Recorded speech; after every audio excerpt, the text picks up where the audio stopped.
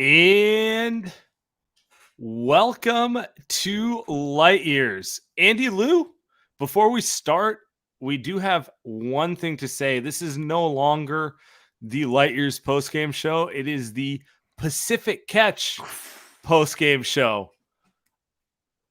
Let's go. Officially sponsoring the Light Years podcast. I can't think of a better place to sponsor us, because like you and I were always talking about like where's our favorite takeout spot in the Bay Area. It's always Pacific Catch. You know, here's the thing about Pacific Catch that I love. It's got a full bar. It's got a full bar. It's got games for TVs. Also, it's got a huge selection of food. You get your sushi platters, you get your burgers, you get your like literally anything that you want. Also, downtown San Mateo. You know me now, Sam. I'm in the peninsula, so it's good for me. It's 10 minutes away. Pacific Catch, baby. You can hit up the spots in the city. You can hit up Walnut Creek in the East Bay. You got Corte Madera in Marin. I mean, they got locations all over. And yeah, nothing better than going to a restaurant where there's something for everyone too. So anyway, there you go.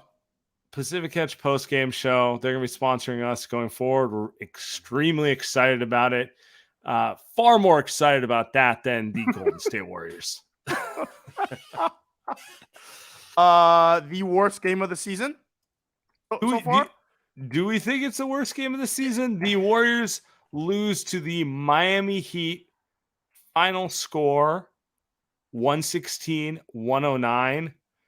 Definitely disappointing, because when you and I saw that they got the day off on Halloween in South Beach, I was thinking, sounds like a loss. But they came out with appropriate win energy, and they played with appropriate win energy the whole way through. So for them to not come through with it, at least on the most basic level, highly disappointing. I guess I take that back. Losing to Charlotte and Detroit back to back is pretty bad. And those teams, they didn't really have a chance tonight. It felt like the Warriors are going to win tonight. It felt like this game felt like the game that it was at Denver, or it was another team that they kind of just probably should have won and just didn't down the stretch. Gosh, the Warriors are 3-5 right now, and they've lost so many games now. I've lost track of the games that they've actually lost. This is frustrating. That's a good comment about Will Quillen. It's it does feel a little bit like when you and I sat across from each other watching those Kelly Oubre Warriors, asking ourselves every show. We asked ourselves every show. Do you remember? We asked ourselves, was this the most frustrating loss of the season? And it's kind of feeling that way. It is. And so let's start there. They're 3-5. How concerned? How walk me through your concerned versus annoyed level. Annoyed is they're just playing below their capabilities, and I hate watching this. Concerned is you think it's a bigger trend, and you're a little worried that it's going to continue for an extended period of time. It's a very long basketball season, Sam, but I'm getting more concerned than annoyed. You're 3-5. At 1-2 or 1-3, I think I'm okay with that. That's fine. You can still rip off 3 in a row. The Warriors can rip off 8 in a row right now. Wouldn't surprise me. But you start banking these losses, even if it's an 82-game season, not great. And this is with the Warriors vets playing back-to-backs. This is with guys that are healthy. They've played all the games so far outside of Klay not playing one game, right? So it's not like it's not like they're 3-5 and Draymond hasn't played yet. It's not like they're 3-5 and Steph has been out for half the game. They're 3-5 with the whole team. Yeah. Yep, exactly. Yeah. So one quick call out. We are going to get to the goons in 10 minutes, maybe 15. So if you want to call in, by all means, hop in. We're going to go first come, first serve. Appreciate everyone. But getting back to Andy's point, let's talk starters versus bench, because I feel like that's a big thing. Are they getting enough from their starters in general? Because I think we all agree the bench is a problem, and we could talk about the specific problems of the bench, and we're about to do that. But let's start with the starters, because we haven't got enough into that one. Are they getting enough from their starters? If we're talking about this game, I thought they got more than enough in the first half. And then in crunch time, they blew it, right? They're playing a good team. They're playing a team that probably should have been in the NBA Finals. They were one shot away from being in the NBA Finals. So I'm not that concerned about them losing the game with 5 minutes to go. But they set the tone in the first quarter. They were pretty good to start the third, and then they fall apart the last 5 minutes of the game. I think the problem is, if you talk about all 8 games, Sam, is that they're having to do way too much. The only time that I'm comfortable with this team right now going to the bench is when the starters have them up by 15. And I do think that's asking a lot right now.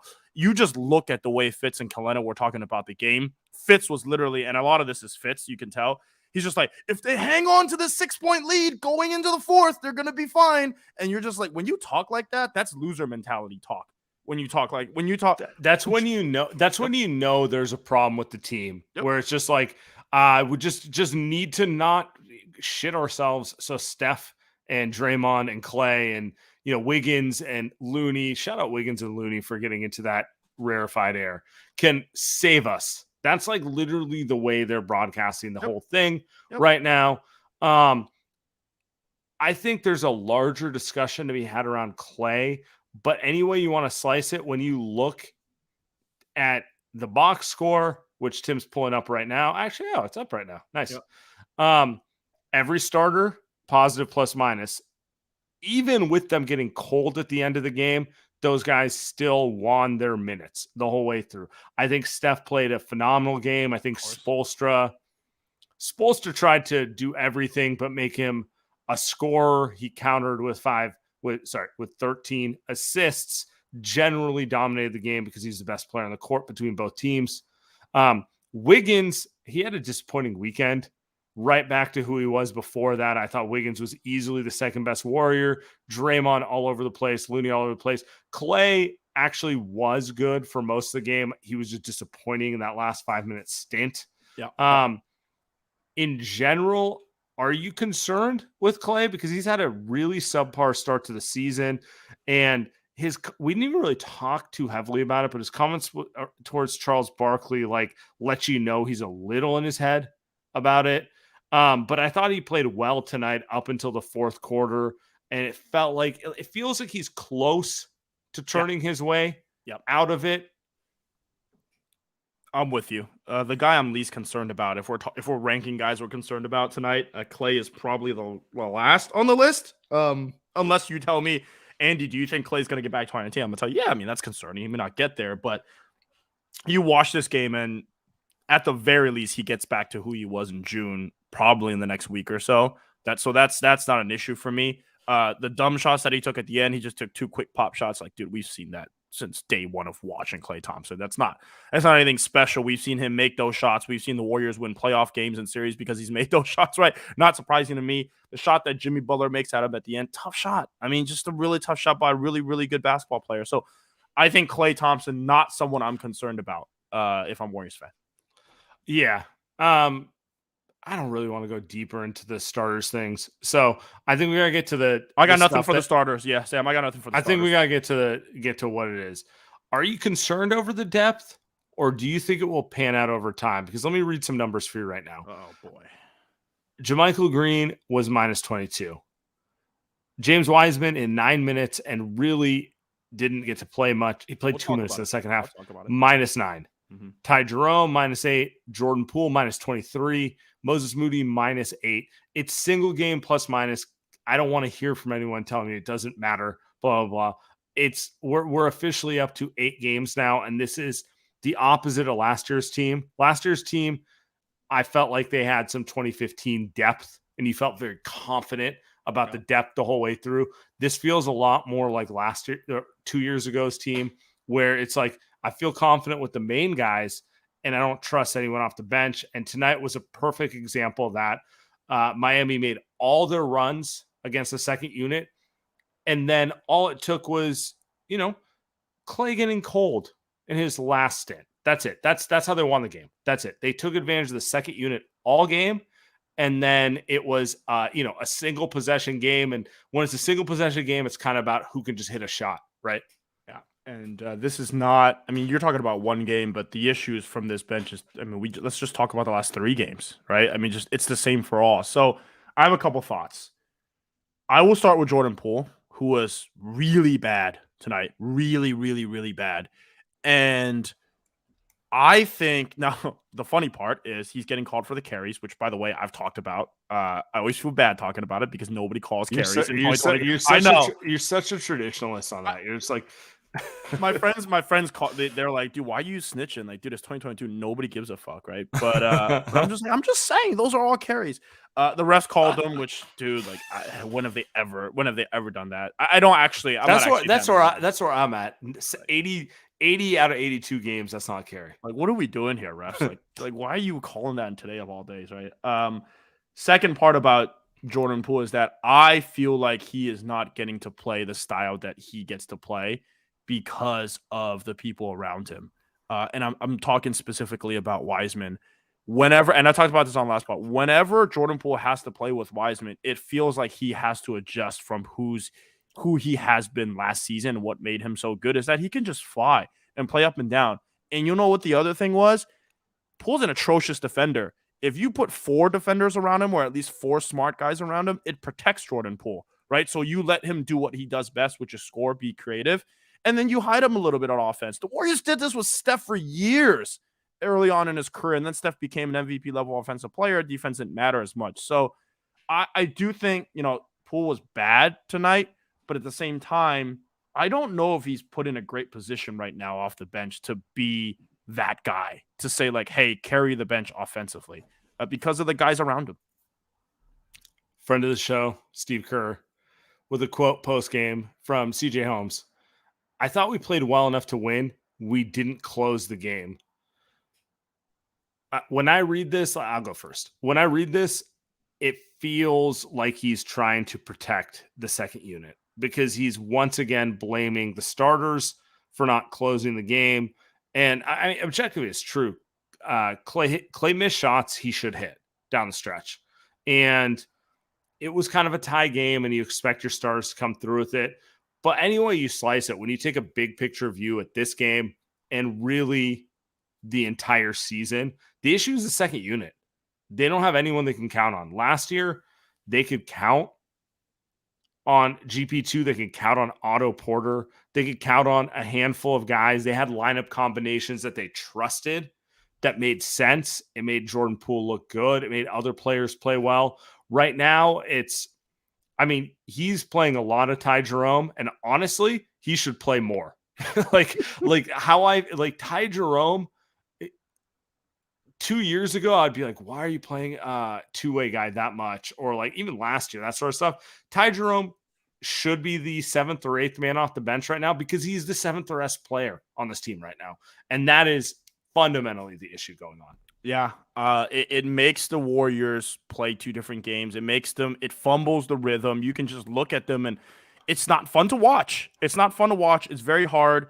But let's also be very clear about the James Wiseman stuff. He was really bad in the first half. They almost immediately gave up like a 15-0 run.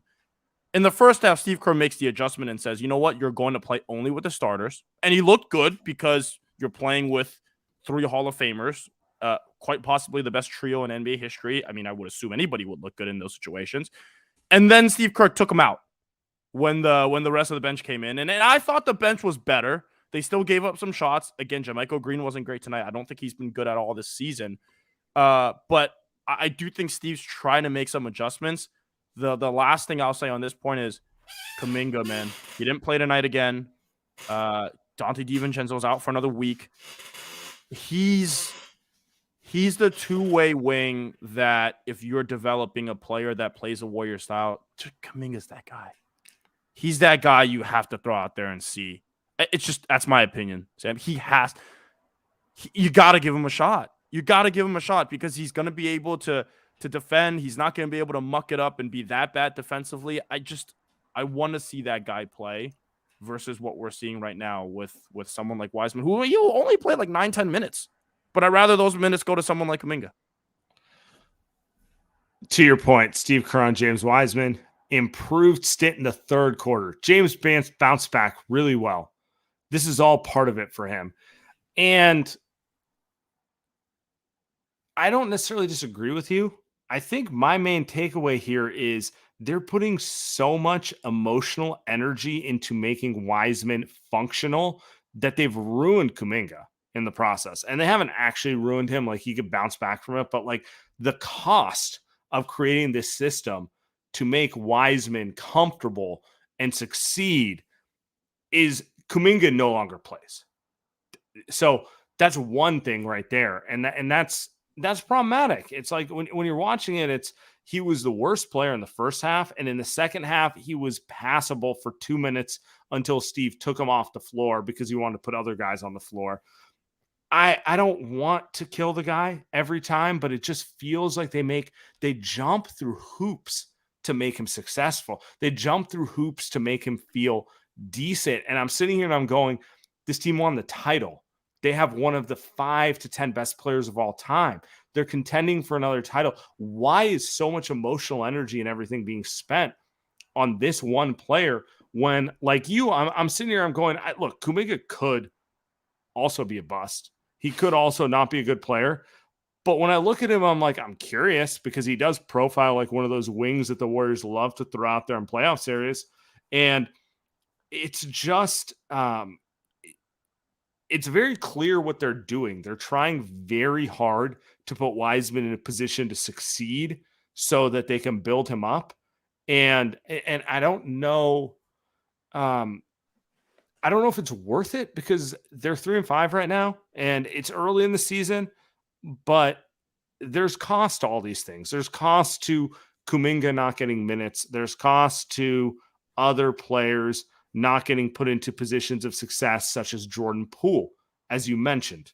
And you can keep going down it, but it's, I'm skeptical of this approach because I fundamentally believe if a player is actually that transcendent, they don't need to be coddled like this. Yeah, and I think L Basketball TV will throwing some comments up, which love YouTube Live because we can do this. Throwing some comments up. He has one, or she has one about why aren't you guys talking about the fourth? Why are we talking about Wiseman? Because I'm not worried. Not worried about the Warriors in the fourth quarter. You give me this scenario in the fourth quarter where it's a tie game and you get Steph and Klay and Draymond in a tie game with 5 minutes to go. I'm taking those guys. What? We just saw them win a title in Boston doing that. Why would I be worried?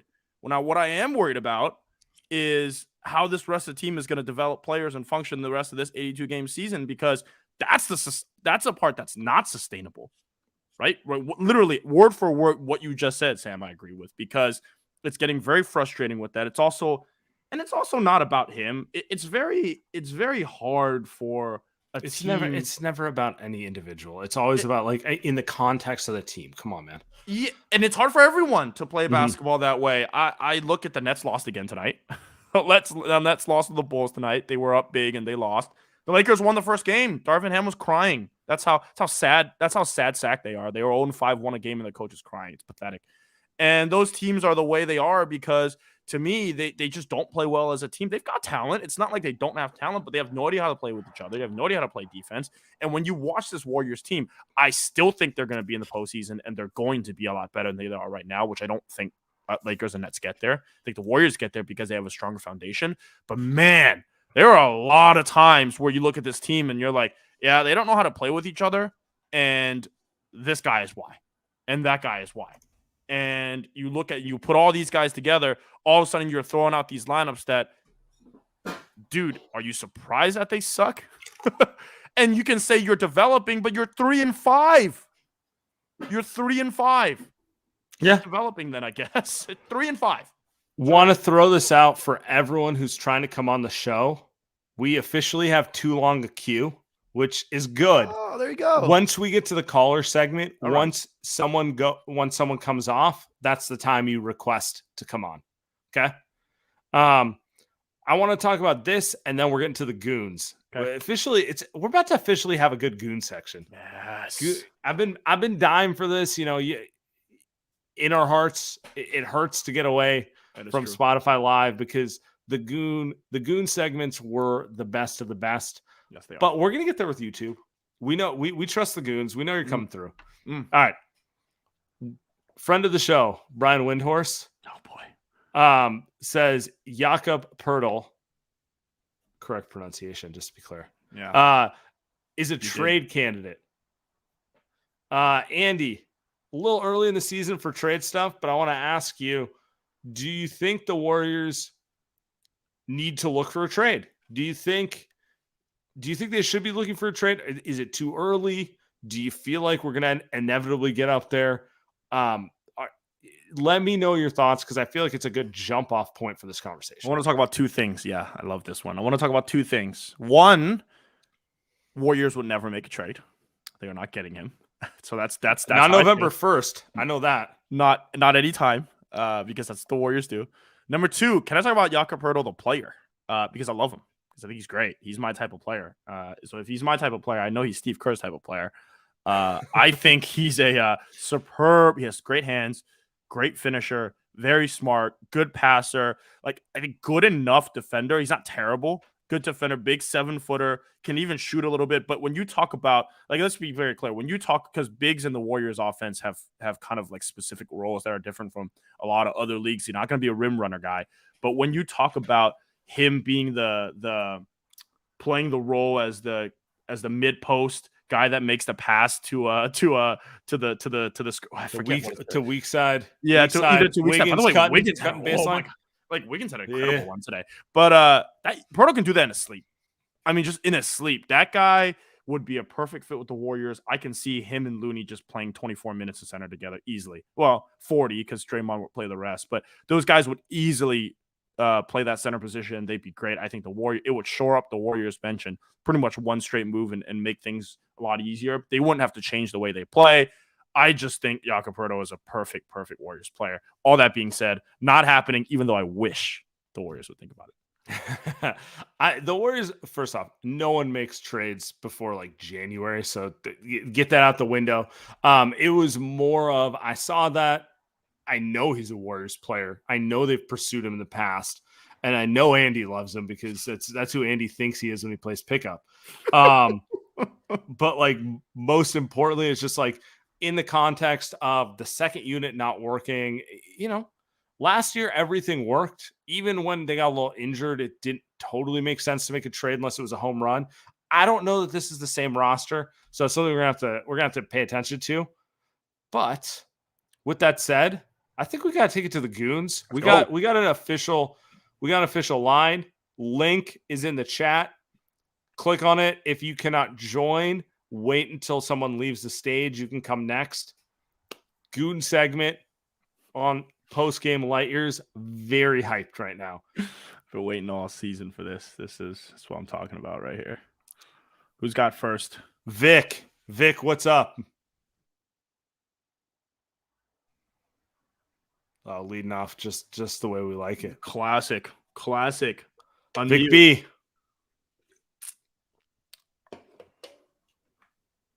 Uh-oh. Are we gonna have to keep it moving? I think it's time to keep moving, dude. Ooh. Let's get Donald up here. Well, to be fair, I don't know who's next, but let's get someone up here. Mick, what's up, man?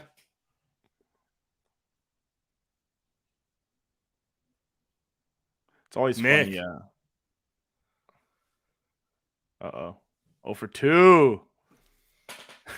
DJ Fresh, amateur goon behavior. By the way, that's a good one. I like amateur goon behavior. Hey, we should have went to Ryan first. This is the problem. We tried to get cute with the lineup. The analytics said it's a lefty. We gotta get Vic at the top of the lineup. Can't do it. Don't trust the numbers. Go full Dombrowski. It's working for the Phillies. Just go with your leadoff hitter. Oh, nice, Mick. Okay. We'll get you back up here. But Ryan, what's going on, bro? First off, not concerned at all about Klay. He looks like 90% of Klay Thompson on defense, which is the most encouraging thing. He'll make shots. What I wanted to see out of Klay was his movement early in the season. He looks absolutely phenomenal. And secondly, what do you guys think the message of letting Wiseman make mistakes sends to Kuminga? Because Kuminga does half the shit that Wiseman does in a game, and he's sitting on the bench for 10 games. So I was just thinking, like, what message does that send to Kuminga? Because he's a guy who needs structure and needs to be out there and playing to understand the offense. But he makes one mistake and he's on the bench for 10 games. I agree. Let me take this one because this is my biggest pet peeve. There is this idea that Kuminga is too cocky and Wiseman's kind of like shy, right? And so because of that, you want to build up Wiseman and you can give Kuminga tough love. And part of me wonders if that's not just like the most like lame kind of like amateur hour psychology, and it's unfair. Like Kuminga could be cocky and carry himself and wear like a pink tracksuit into a game and do that sort of stuff, but he's still very young and doesn't understand how to play basketball. And if you're not giving him the space to figure it out, it's not like he's going to figure out on his own just because he's kind of bombastic and confident in himself.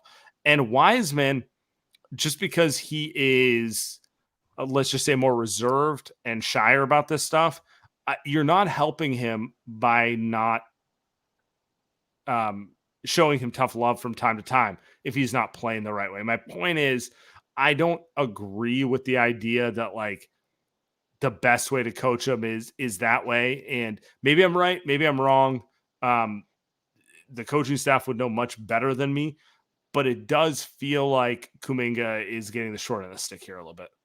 Yeah. I just feel like he's a guy who has proof of concept, especially in the regular season.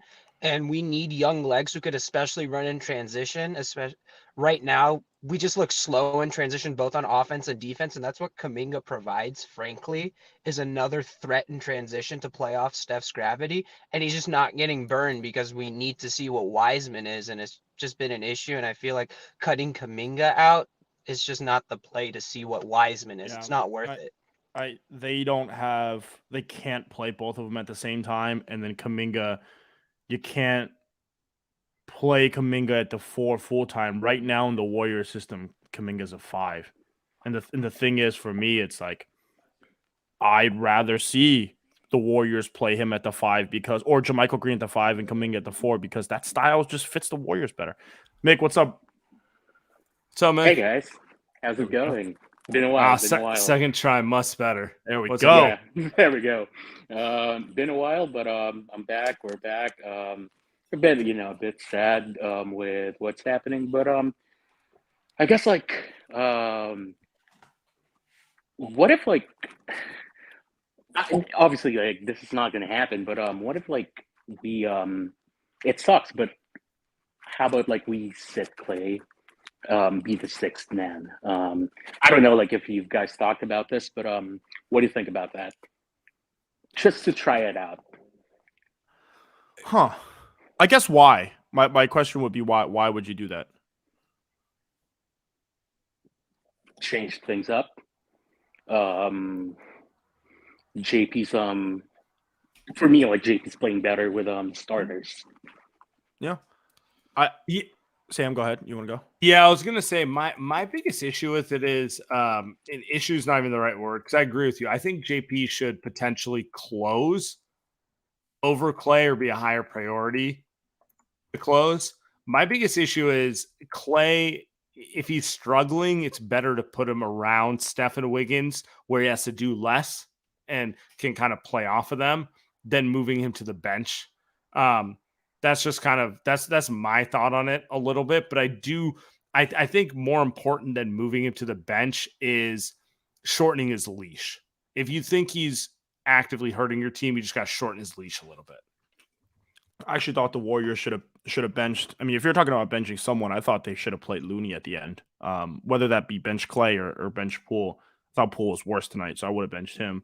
But that's what I would have done. All right, next person, next goon up. Got Donald coming through. Here we go. 3 for 3 like the Phillies tonight. My Phillies, by the way, my Phillies. You all in on the Phillies? I'm all in on the Phillies. I love watching and the crowd. I love great crowds. Phillies got an incredible crowd. Just Bryce Harper's story of the postseason, right? I mean, oh no. All right, keep it moving. Lee, what's up, man? Hey, what's up? Uh, Go. First time caller, day one listener. They played Appreciate it, bro. okay defensively today, but early in the season they've had struggles defensively. How much of it is because of Mike Brown's departure? It's an interesting point. Andy, what do you think? I don't. Okay, so what I thought Mike Brown did that was really cool last season was he would play pretty intricate defensive schemes. At least from my perspective, they would throw multiple defensive plays into one possession. They would go from zone to man to zone. They would try different types of pick and roll coverages with different type of players. They were able to do that because they had veterans at pretty much every position. As much as I made fun of Damian Lee, he could do that. As much as I like JTA. JTA could definitely do that, right? Otto Porter, again, could do that. So I just think the personnel makes that easier. Kenny Atkinson now coaches defense, I believe, Sam. Correct me if I'm wrong. And we know that Kenny Atkinson's a very good coach. So I don't think it's Brown's departure. I think it's more so, dude, like, we love Moses Jam Moody. is also involved in the game planning, but yeah. They don't have the guys. They don't have the goods. What's that? That's where I'm at with it. It's GP2 is a game changer on defense when he's healthy. That's right. Otto Porter is a phenomenal situational defender and maybe better than Jermichael, definitely better than Wiseman. Yeah. And then as you mentioned, Damian Lee and Juan just don't get enough credit because they're not flashy. They're kind of just not offensive players, right? But right now we're seeing that, hey, on defense, there's just a difference between a 28-year-old role player who understands how to play and can do enough things. Right. And some of the, Ty Jerome's been excellent for the Warriors and probably exceeded everyone's expectations, but like he's not going to be able to do what those guys do on defense. So it's a personnel thing. It's 100% a personnel thing. But even so, they could use more Ty Jeromes, actually. Now that you mentioned that, Ty Jerome would have been a perfect – if they had 3 more Ty Jeromes on this team, not that type of player, but that type of IQ, they'd be fine. They'd probably be 5-3 at the very least. But, they're not. And the vets aren't playing well. So, no. Elliot, what's up, man? Hey, can you hear me? We can hear you. What's up, bro? Yeah, so you already answered the Klay Thompson question, but how much should we be worried that Jordan Poole's not taking the next step? What's the next step? Like, I don't know, just making a little improvement over last year? Okay. Samuel. So here's what I think. Jordan had a bad game today. He also was out of his mind versus Detroit for half that game. I think it speaks more towards kind of the lack of depth on the roster. Like I don't. It feels lame to keep going back to it, but like Jordan is an exceptional scorer, 3-level scorer, a special scorer, a pretty good playmaker, an okay playmaker in the process. He's not necessarily an all-around player after that. That player makes a lot of sense in the context of a more well-rounded lineup, a more balanced lineup. And I just feel like the Warriors man, God, it really does sound like 2 years ago. Like they're trying to do multivariable calculus with a bunch of pre-algebra players, Oh, I mean, like addition, maybe like adding 2 digits. How many guys on this roster do you think are capable of playing Warriors basketball right now? Like obviously the starters, then you got Jordan Poole after that. Do you think Wiseman can carry over the 1? Do you think he knows? Like I'm freaking serious. Like the guy, like what on earth? I agree. And even Moses Moody, who I love, he struggles defensively. He's not fast enough. He's slow right now, right? And hopefully he'll get there. But right now he's just a smart defender, but he's not a good defender. No, he's just closer than some of the other guys. Yeah. Is really what it comes down to. Yeah. Sheku, what's up, man? Hey, what's up, guys? There we go. Hey, so yeah, obviously today was really frustrating, and it's funny. I was chatting with a bunch of another Warriors fan group, and they're like, "Oh, they gotta think about making a trade." And it's one of those things where y'all mentioned it earlier. We gotta just ride or die with this, basically, and they gotta develop the team. But I'm just like, even if let's just say Lacob changed his mind and wanted to go into to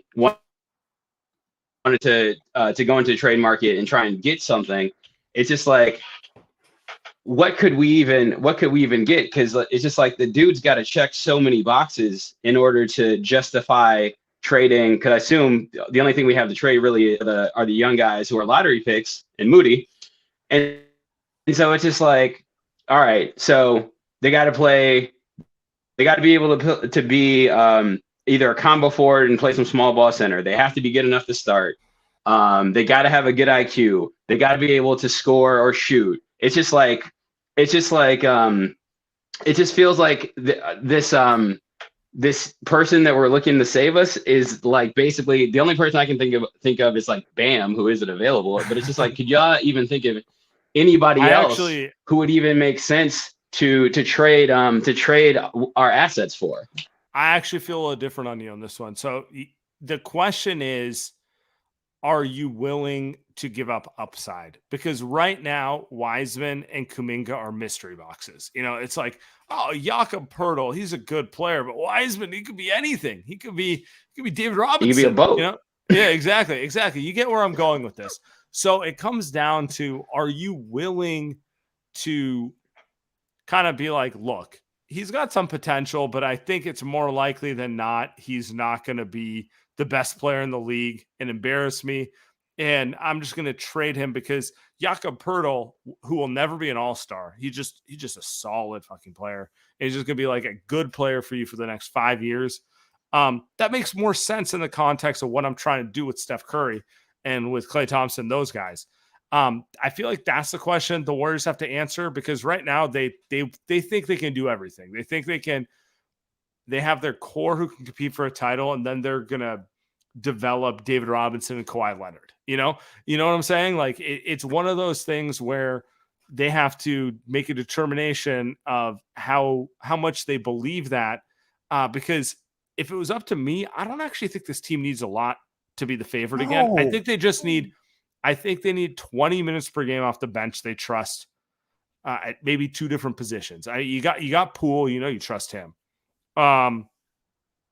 Dante and JaMychal, it's to be seen.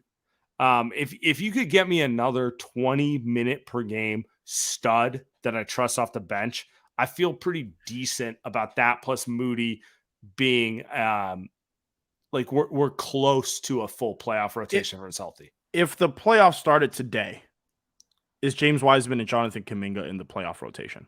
No, and that's the point. Not even close. Yeah. Right? Not even close. But the problem is the Warriors have got to get to the postseason where they're not the freaking 7 seed. And I know it's too early. The Warriors are like 2 games back from the 1 seed. So. I know. Oh, well, yeah. Right. But again, they're only 1 or 2 games back from the 1 seed, right? And a lot of these teams in the West are like, what are we talking? Portland? Everyone's 500 except for the Blazers, who are destroying everyone. Yeah, that's true. So it's a the very Warriors are long currently season. the 12 seed. They are the 12 seed. It's a long season. Comments are telling me to F off. It's true. It's a long season. I'm just saying that season starts today. Those guys aren't playing. The Warriors will be fine. But to your point, though, can we see if Kuminga can play? Yeah. That's can we find out? Because I think he can. I think he can play 15 minutes. Jay Prez, what's up, man? Hey, what's up, guys? I enjoy the show. Hey, but is it me, or do we keep doing the same thing every one of these games, like putting the whole bench in and we're getting behind, and then Steph and Draymond and Klay have to come in and climb uphill to get them back into the game? I mean, it's really ridiculous to me. I mean, I think personally they should at least have 2 or 3 of the starters in with these guys and kind of get them acclimated to the system and how the Warriors play with those guys out there, kind of being in-game coaches or whatever you may call it. But just dumping the whole bench out there for like the whole middle of the quarter is, and we keep doing it and we keep getting the same result. It just makes no sense to me. But I have a question for you guys. So do you think Wiseman. Because I look back at how he played in the bubble. He was looking really good. I mean, he was going rim to rim, dunking a couple of times. And I think he's kind of. It seemed like he's kind of being held back. You mean in the pandemic season because he didn't play in the bubble?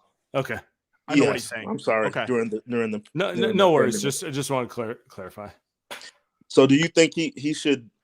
I don't know. It just seems like he's kind of being held back a little bit because he's trying to, play the Warriors style. Obviously, 100%. he's a talented, athletic. The dude's a beast. I mean, we saw him a couple of games he played in college or whatever. But do you think the system is kind of stymieing what he can actually do as far as like handles and all that?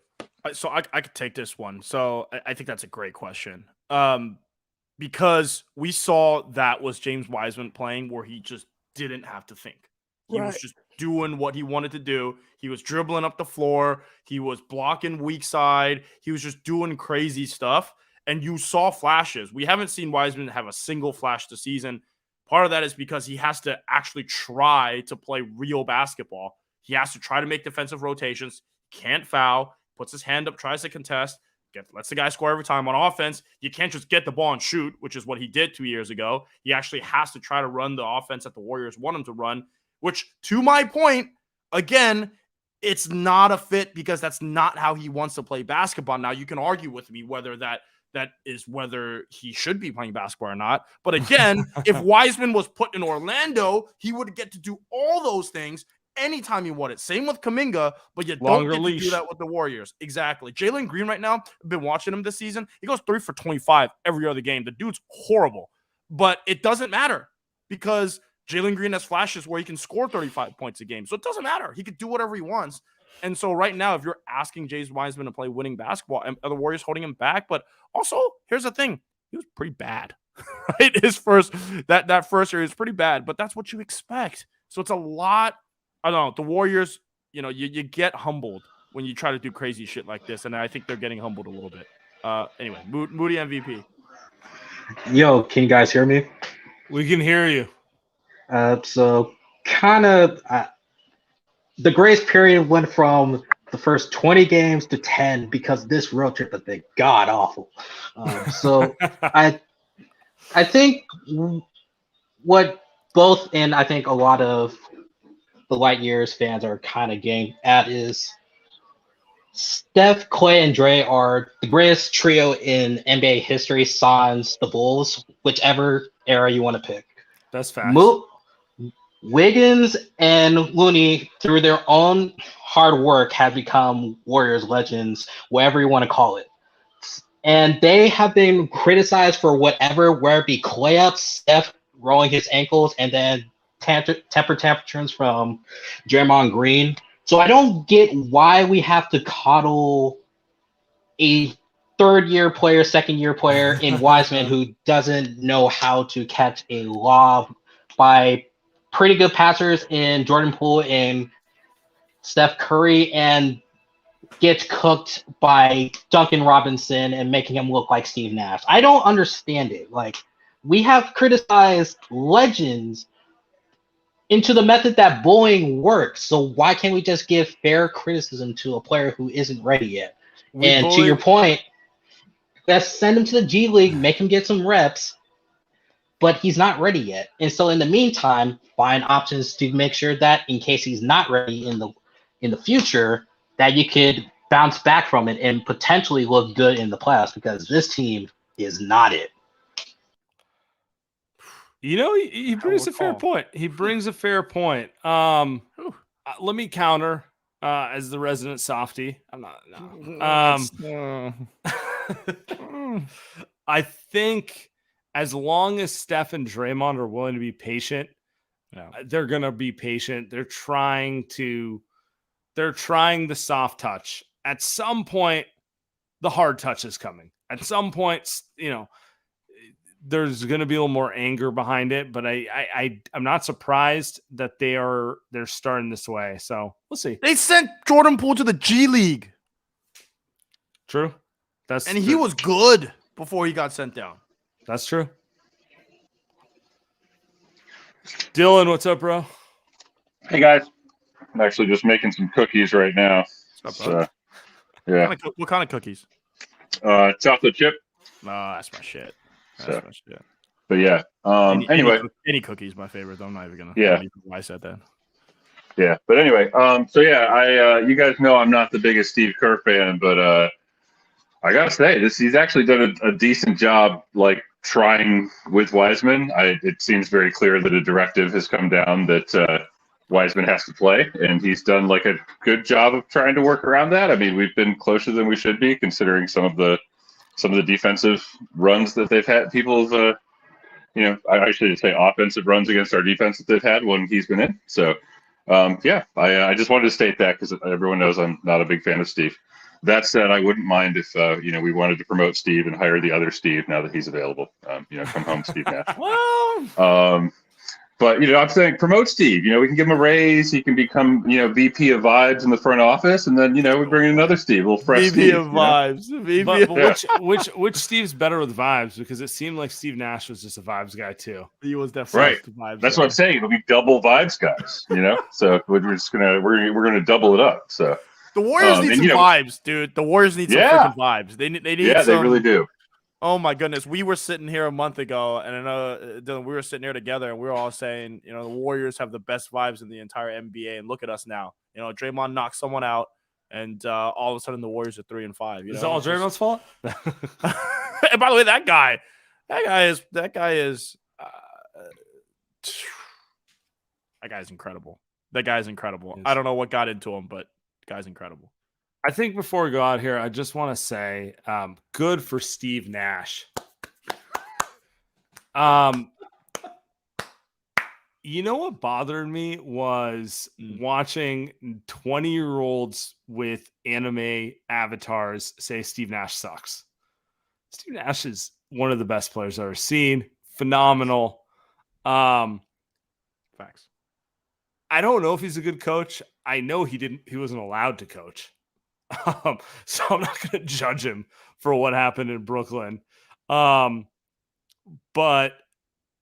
it kind of sucked because Steve, I know you're a Nash guy. I felt it just bothered me that one of probably the more important players of my lifetime's long. So, it's just like, to see him kind of be a running joke.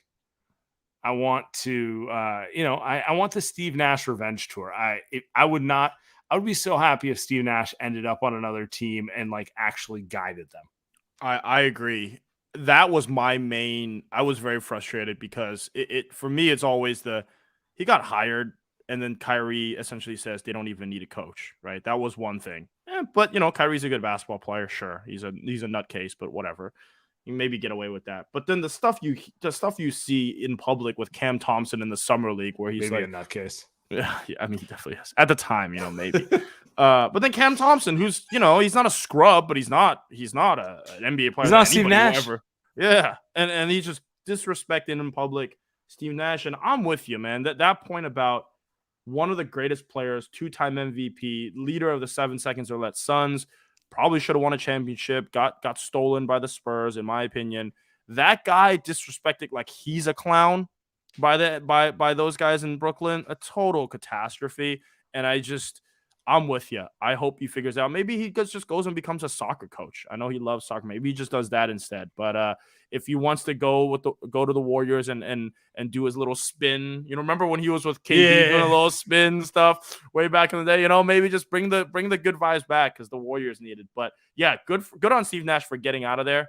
And then in typical Brooklyn fashion, Samuel, they hire Ime Udoka almost immediately. So just classic Brooklyn Nets and Kevin Durant, Kyrie, and Joe Tsai. Those guys are made for each other. I hope they stay together forever. They deserve each other, all of them. I love that Kyrie's still playing. No apology. Just what a joke. What did you feel about that over the weekend? Did you see the presser that he did? Yes. I think that I'm not gonna get myself fired. So hypocrisy is the word that comes to mind. That's all I'm gonna say. I think if you're going to be someone who's talking about social justice 24/7, you can't do that. And then when you make a mistake, just act like a petulant child. Like, that's my whole thing. I'm sitting here, I'm just like, you guys are just clowns, honestly. I can't take any of you seriously. So next time someone has an actual good cause to stand up for, it's harder for me to take it seriously because of this. Yeah. So Yeah. that's where I'm at with it, and we'll see how it plays out. And with that, the Warriors are back on Thursday.